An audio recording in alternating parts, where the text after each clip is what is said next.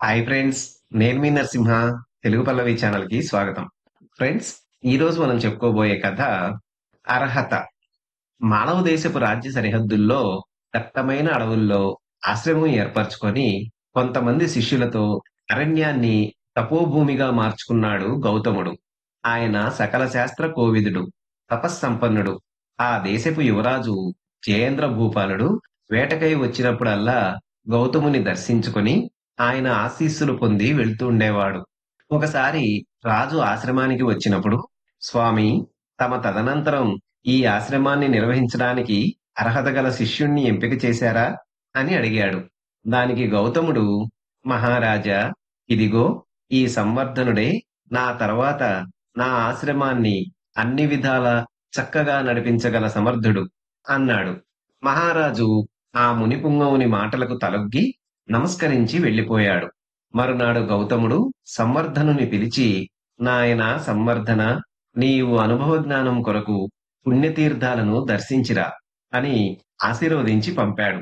గురువుగారి ఆజ్ఞ శిరసావహించి సంవర్ధనుడు తీర్థయాత్రలకు బయలుదేరాడు. ముందుగా ఉజ్జయిని నగరానికి వెళ్లి మహాకాళేశ్వరుని దర్శించుకొని ఆ ఊరిలోనే ఒక సత్రంలో పడుకున్నాడు. కళ్ళు తెరిచి చూసేసరికి తను ఒక హంసతూలికా తల్పంపై పడుకొని ఉండడం గమనించి గబుక్కున లేచి కూర్చున్నాడు. చుట్టూ చూశాడు. అదొక విశాలమైన భవనం. ముందర ఒక అందమైన నవ్వు వినిపించింది. ఘల్లు ఘల్లుమంటూ గజ్జెల సవ్వడి వినిపించింది. కొద్ది క్షణాల తర్వాత అప్సరసలాంటి ఒక అందమైన అమ్మాయి అతని ముందుకు వచ్చి నిలబడింది. సంవర్ధనునితో, మునికుమారా, అంత భయపడతావెందుకు? నేను ఒక యక్షిణిని. నగర సంచారానికై వచ్చి సత్రంలో ఆరుబయట నిన్ను చూశాను. నీ ముగ్ధమోహన సుందర రూపం నన్ను ఆకర్షించింది. నిన్నిక్కడికి తీసుకువచ్చాను. ఇది స్వర్గం. మనిద్దరం ఇక్కడ స్వేచ్ఛగా, హాయిగా సుఖభోగాల్ని అనుభవించవచ్చు అన్నది. సంవర్ధనుడు కించిత్ కూడా చలించకుండా ఆ యువతితో, అమ్మా, నీవు నా మాతృ సమానురాలివి. అపచారం తల్లి, నన్ను వదిలేయ్ అంటూ వినయంగా చేతులు జోడించి నమస్కరిస్తూ నిల్చుని ఉన్నాడు. ఆ యువతి చిరునవ్వుతో, వత్స, నీ బ్రహ్మచర్యాన్ని పరీక్షించడానికే నేనలా అన్నాను. నేను యక్షిణిని కాను.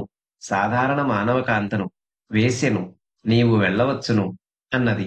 సంవర్ధనుడు అక్కడ్నుంచి నాసిక్ వెళ్లి అక్కడ త్రయంబకేశ్వరుని దర్శించుకున్నాడు. రాత్రి ఒక సత్రంలో పడుకున్నాడు. తెల్లవారి చూసేసరికి అతని పక్కన ఒక మూట కనిపించింది.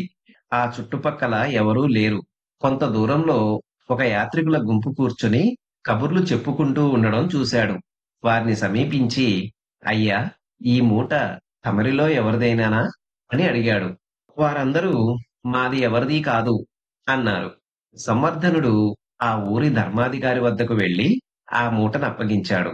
ధర్మాధికారి ప్రజల ఎదుట ఆ మూటను విప్పి చూశాడు.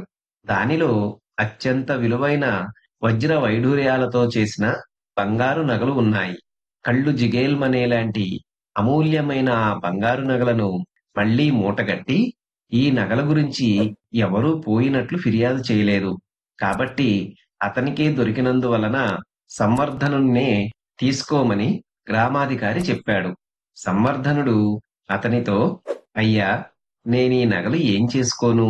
పరుల సొమ్ముపై నాకాశ లేదు. ఈ నగల నమ్మిన ధనంతో పేదసాదలకి దానధర్మం చెయ్యండి. ప్రజలకి 10 మందికి ఉపయోగపడేలా వినియోగపరచండి. గ్రామాధికారి, ధర్మాధికారి తమరే కనుక తమరు దీనిని స్వీకరించండి. నాకు వద్దు అని వినయంగా చెప్పి వెళ్ళిపోయాడు. గ్రామాధికారి ఆనందాశ్చర్యాలతో అతని వైపే చూస్తూ ఉండిపోయాడు. సంవర్ధనుడు అక్కడ్నుంచి కాంచీపురం వెళ్ళాడు. కంచిలో కామాక్షి అమ్మవారిని, ఏకాంబరేశ్వరుణ్ణి, శ్రీ వరదరాజస్వామిని దర్శించుకొని కొంచెం దూరంలో ఉన్న ఒక మఠానికి వెళ్ళాడు. ఇది ఒక సన్యాసుల మఠం. జ్ఞానపీఠం ఉంది. సంప్రదాయ ఆచార అనుష్ఠానాలతో పారంపర్యంగా వస్తున్న మఠం. మఠాధిపతి ఆకస్మికంగా పరమపదించటం వలన ఆ పీఠానికి అధిపతి ఎవరా అని శిష్యకోటి తికమక పడుతున్నారు. తమలో ఎవరిని జ్ఞానపీఠాధిపతిగా అర్హులుగా నిర్ణయించాలో తోచక తికమక పడుతున్నారు. ఆ సమయంలో సంవర్ధనుడు ఆ మఠంలోనే బస చేసి ఉన్నాడు. 10 రోజులు అక్కడ గడిపాడు. అక్కడ వృద్ధులు, సిద్ధులు అయిన పెద్దవారు యువ శిష్యులకు కొన్ని పరీక్షలు పెట్టారు. ఎవరూ చెప్పలేని అత్యంత క్లిష్టమైన ఆధ్యాత్మిక ప్రశ్నలకు సంవర్ధనుడు అతి సులువుగా, అవలీలగా చక్కని జవాబులిచ్చాడు. అతని మేధస్సు, పాండిత్యము, ప్రతిభ అందర్నీ ఆకర్షించాయి. అందరూ ఏకగ్రీవంగా సంవర్ధనుణ్ణి తమ మఠంలో ఉండి తమ పీఠాధిపతిగా పదవీ స్వీకారం చేయమని ప్రార్థించారు.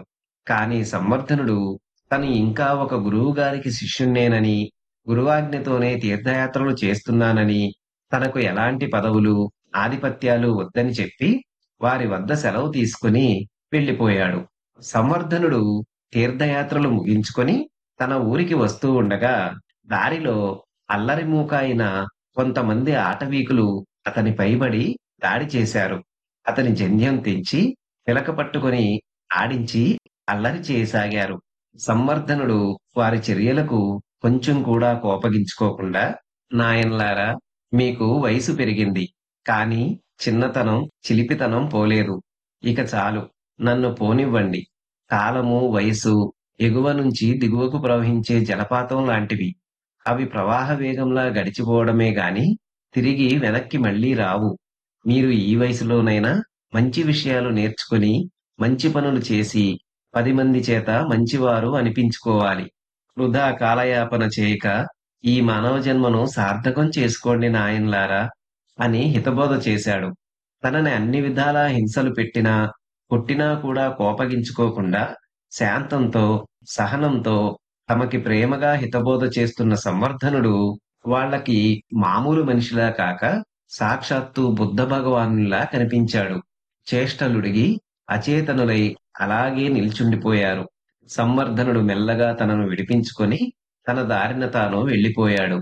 ఆఖరికి తన ఆశ్రమం చేరుకొని గురువును దర్శించాడు.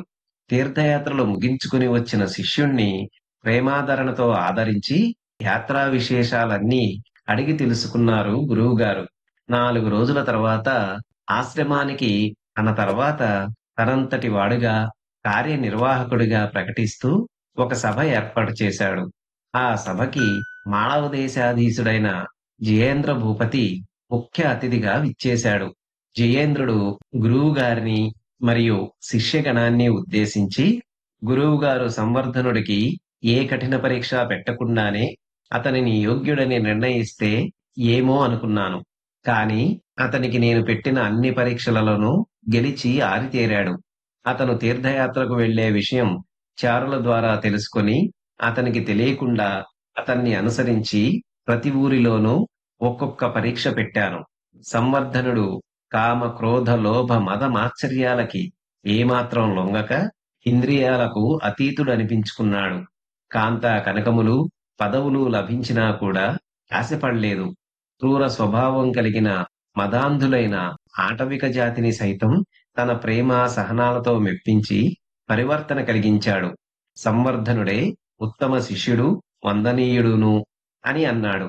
తన శిష్యుని గొప్పతనం మహారాజు నోటితో వినడంతో గురువు గౌతముడు సంతోషంతో సంవర్ధనుని భుజం తట్టాడు. సంవర్ధనుడు తల వంచుకొని అణకువతో చేతులు కట్టుకుని నిల్చున్నాడు. కరతాళ ధ్వనులు మిన్నుముట్టాయి. చూశారు కదా ఫ్రెండ్స్, ఇది ఈ రోజు కథ. మరొక మంచి కథతో తదుపరి వీడియోలో కలుసుకుందాం. ధన్యవాదాలు.